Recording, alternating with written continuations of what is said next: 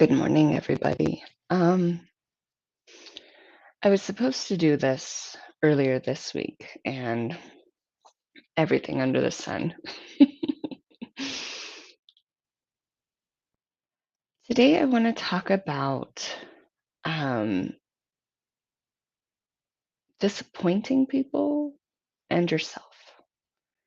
Today, I want to talk about what it looks like when you are in a room full of people and you share something that is so exciting and that idea and that vision um, doesn't come to fruition. A lot of people, a lot of people get excited. I mean, I have been excited about my business for so long, and it is finally getting its ground. It's getting some roots in there. It's getting nestled in, and next year is going to be its year. And I'm scared. Man, I am scared of success. And I'm scared of what next year looks like. But I'm still telling people that it's going to be its year. Things are going to be amazing. It would be a really big shame if it wasn't amazing. And I ignored and walked away from all the people that I promised it would be great for because they're my support. They're my support system in the good, and they're going to be my support system in the bad. Because I'm only telling the people that I really truly care about and that I am telling the people who I know will be there. And I'm telling the world apparently too. Um, but here's the thing, those people, um, when I'm in accountability and I say I'm going to do something and I don't, my coach, when I tell her I'm going to do something and I come back the next week and it's not complete. Here's the thing, we don't get to choose. Um, we make choices. I make choices when I'm neglecting my homework from my coach. But sometimes we don't get to choose how awesome something gets to be. Sometimes we will say, I'm gonna get, I'm gonna go, I'm gonna apply for all these things, and I'm gonna get this job, and I am excited. Or I am gonna go and I am gonna get some me time and I'm gonna come back amazing. And when you come back, sometimes that job you didn't get hired for it. Sometimes you thought you were gonna have a spa day and your kid puked all over the place.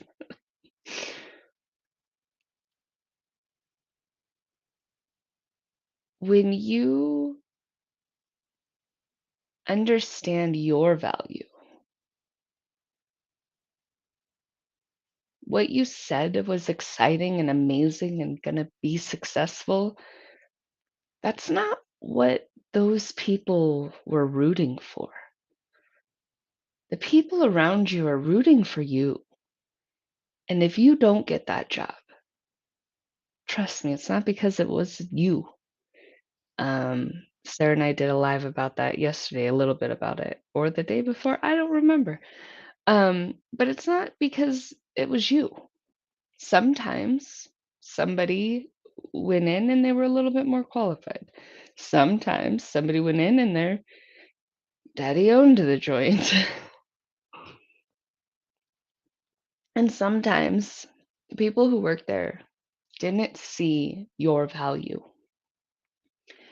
and they didn't understand how much you could bring to the table.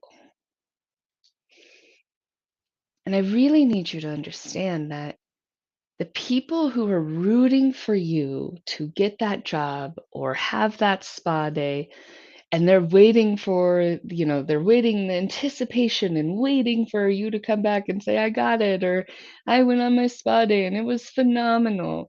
I took care of myself for a moment." They are going to cheer you on inside of the fact that you applied, that you did something outside of the box and outside of the norm. They are going to be ecstatic that you're going to try the next job. Or, hey, your kid was super sick and we're going to give you so many props for taking care of that issue. It's hard picking up after a sick kid.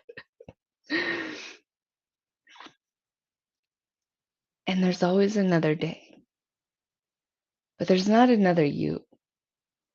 And so when you think that they're wanting you to come back because they just want you to come back to share your success, that's not. The people who are truly supporting you are not supporting the success in your life. They are supporting you as a person because they adore you. They they enjoy having your company. They enjoy the conversation. You bring value to the people around you. And I want you to understand that the value that you bring is undeniably the most important thing about any conversation. And I titled this, "It's Okay to Not Be Okay." I have a friend who I reached out to her the other day and she's like, "I can't handle your emotionalness today." And I was like, "I understand." Um, and I had forgotten to let her know that I had already handled something. But when she was ready to reach back out, she reached back out and I was right there and I love her to pieces. Um, and I love the fact that we can talk to each other. She's not okay right now. She's got a lot. And I want to be supportive and sometimes I'm over cheery and over supportive. I'm the I'm the let's go bury them in the backyard kind of person. Um and and it's a lot at times. So I know that I need to back off. But I also know that she knows that I'm there. And so if she wants to talk or when she wants to talk, I'm there. And I think that there's a lot of people out there who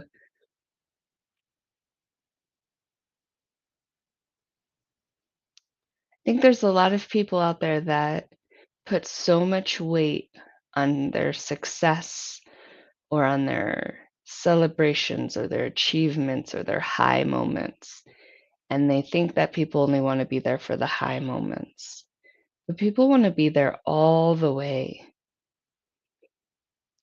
Um, it's so weird. If you ask somebody, when's your favorite moment of me? 9 out of 10, it was when you were not at your best. Um, they love you at your best, but they see who you are inside of a struggle or inside of a loss. And it's okay to not be okay. It's okay to come in and say, "I didn't get that and I'm not okay about it." Because then we get to say, "How do you want us to support you? How can we help you?" We get to help you move forward because we see how amazing you are. And I just realized that we see how amazing you are. And I want you to get that, to hear that you have a support system that you didn't know you had. A support system that you might be afraid of because maybe they're new. Sometimes you get new support systems, right? unexpected ones, new reality and my business. I never expected the support that I got from those 2 places, and had I not embraced them inside and out, I wouldn't be here today. It's scary. It's scary to trust in this world. Um, I've put my trust in a few places that, have not quite panned out the way I thought they would, and I've definitely been nervous to put my trust in some things that panned out way better than I thought they would. But if you don't take that step and you don't offer your hand, while you're stepping into support and you're reaching out to give somebody support,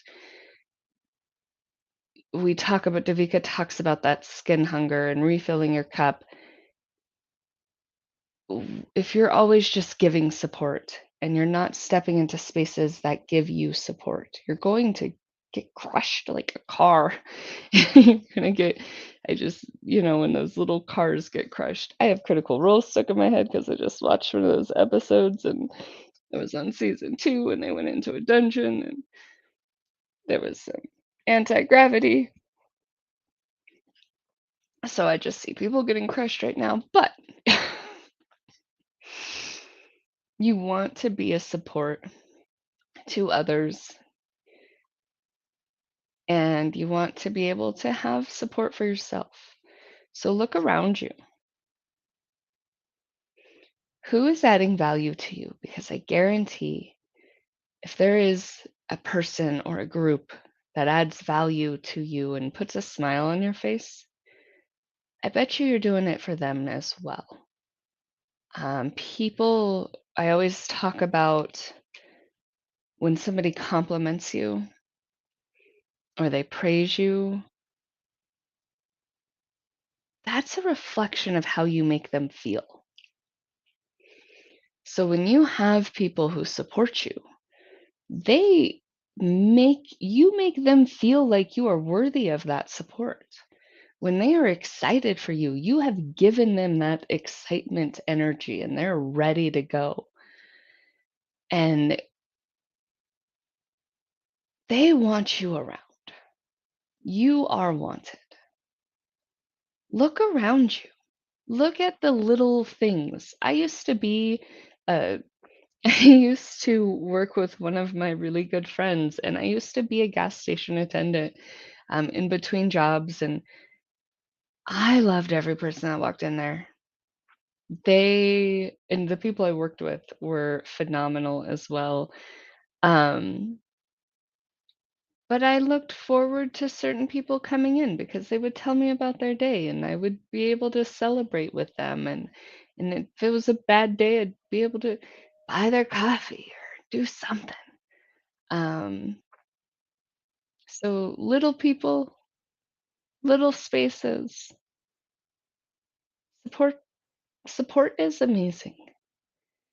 And when you allow them to support you in your highs and your lows, then the highs become even more valuable and even more celebrated because hey, you you applied for this job and you didn't get it, and then you went and you applied for this job and you got it because it was the job you were supposed to have. And we get to be like, dude, we went through that with you. Dude. I'm not a 90s baby or an 80s baby at all. Um, so we get to do that with you. And you don't have to be by yourself. If you set out to do something and you didn't accomplish it, and there's been some lines, like I've had somebody this week who they've been working on a goal for a long time, and that goal, there's something about it that they don't want to completely put everything in and trust it fully, and I got mad and I told them, I'm here to support you, but until this step is done, we cannot move forward."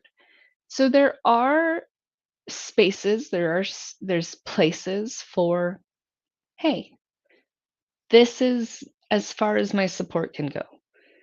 Um, but they're gonna let you know, "This is as far as my support can go." Please don't make that decision for people. Let them help you as much as they can when they can. Let them support you and be there and celebrate your highs and celebrate your lows. You didn't get this one, or you didn't get to go to spa day, or your car broke down and your tires are flat, and that sucks. But then when you get the tires fixed and you get to move forward and you get to be in a different space, also we get to brainstorm.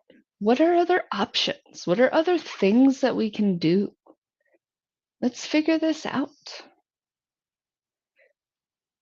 So understand it's okay to not be okay,